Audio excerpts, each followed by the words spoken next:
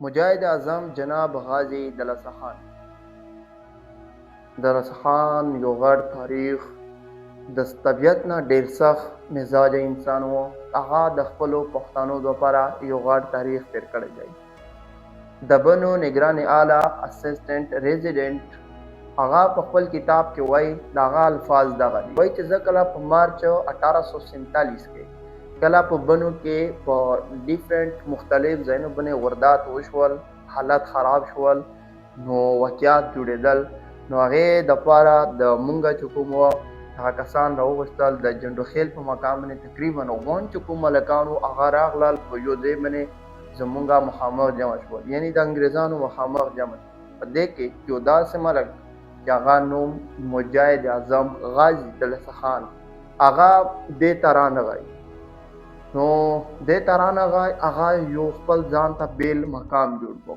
دغې بهادري غیرت ته زمونږه سلام دی. هغه د سیکانو د سپایانو او د هغې د سردارانو یو سخت دشمن و. سیکانو چې کوم سردارانو د هغې په زړونو کې د دلاسا خان یو خوف هغه پروت و. یو ځل یو خپل کمانډنټ افیسر طارح چند هغه د خپل 8000 سپایانو سره ورسره 16 توپې ورسره ګن ټوپک هم ښه ډېر و. وایي هغه د دلاسا خان په کلي باندې په ګاو باندې حمله وکړه. نو چې کله حمله وکړه یو غټ ته ویلی شي چې یو غټ جړپ وشو، هلته کې یو غټ جنګ وشو. په دې جنګ کې د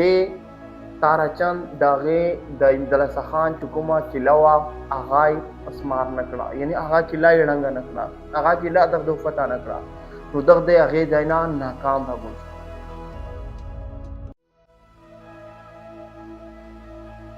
په دې کې دلاسا خان د هغې 200 سپایان مړه کړل، ورسره 1500 سپایان چې کوم هغې یې شدید زخمي کړل، ورسره یې ښه مالي تاوان هم ورکړ او هغې نه یې ډېره اسلحه هم په خپل ګرفت کې واخیسته. هغې نه بعد سوچیت سنګ یو بل غټ افسر خپل 10,000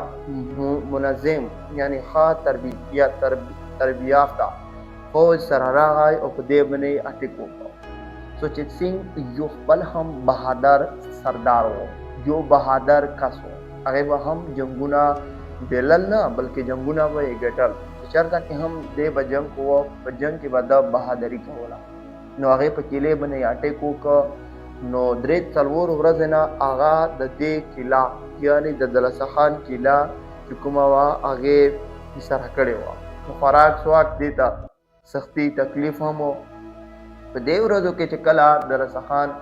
سپیان ته ملګریو ته پته ولګېده چې حالات سخت دي، په دې کې ځینې کسان د شپې په مخ اوره کېدل تلل به ځینې. دلاسا خان اخر د خپلو څه سرفروش د دې باندې ځان ورکولو سپایانو سره د کلې نه بهر تر ووته او د سوچیت سنګ چې کوم صفونه د فوجو په دې باندې راغلل او دغه خپل ځان د دې کلې نه ښه په حفاظت باندې بهر ته راوایست. نو بهر ته ځینې راغی. چې کله بهر ته راغی نو د خپل مقام چېرته کې راوړ داوړ ته یې راوړ. نو هلته کې د په داوړ کې اوس خپل یو مرکز جوړ کړم، دفتر یې جوړ کړو. هغې نه به د په سیکانو باندې په ډېرو موقعو باندې اټیکونه به یې کول، یعنې د هغې دپاره خپلې مضبوطې حربې به یې استعمالولې او هغې دپاره به یې سیکان ته ټف ټایم ورکوه، سخت، یعنې کې په هر ځای کې چې هغې دپاره د هغې به مشکلات پیدا کوم. ایډورډز وایي چې کله زه په والي اور باندې بنو ته راغله دلته کې وایي د یوه کاسټ په ترو باندې ما دلاسا خان خپل محفل ته خپل دربار ته وبولم. ایډورډز وایي چې زه ډېر حیران شوم چې د یوه کاسټ په ترو باندې چې ما دې ته خالي بولاو وکړه، راومې بوله او هغه د خپلو 10 سپایانو سره چې هغه ګوړه سوار و هغې سره بلکل خالي زما په بولاو باندې هغه راغی. چې کله وایي چې هغه کیله ته را داخلېده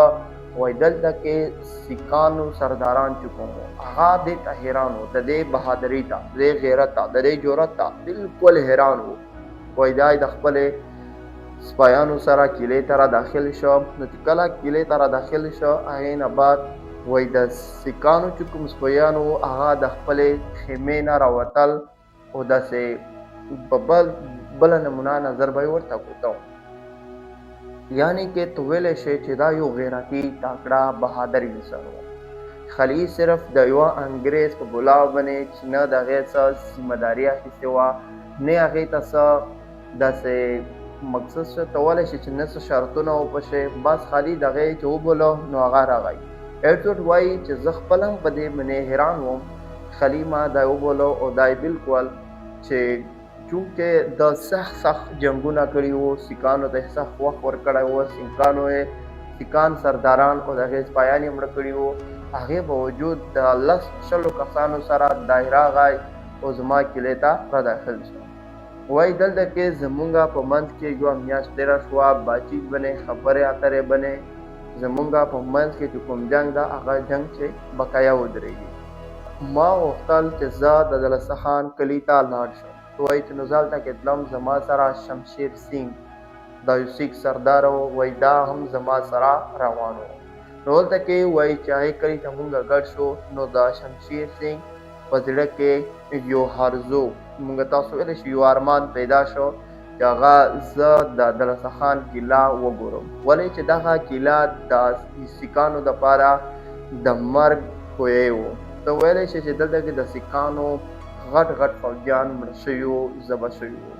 په هغې دپاره د هغې ارزو وه چې زه دغه کیله وګورم چې کله کیله ته داخلېږي دلته کې د شمشیر سینګ سپایان د خپل اسب نه کوز نه شول چونکې دغه د دلسه خان هی بېعزتي وه په دې باندې دلسه خان سخت په قهر شو او دا د خپل ځان یو توهین وګڼو په دې ځای کې انګریز ایډورډز وایي چې ما چونکې داسې نه وي کړی یا چونکې ما داسې کول نه مې غوښتل خو چونکې په دې ځای کې مونږ تاسو ویلی شو چې د هغې سره غداري وشوه په دې ځای کې شمشیر سینګ سره خپل هم ښه ډېر سپایان وو هغه راغلل نو دلته کې راننوتل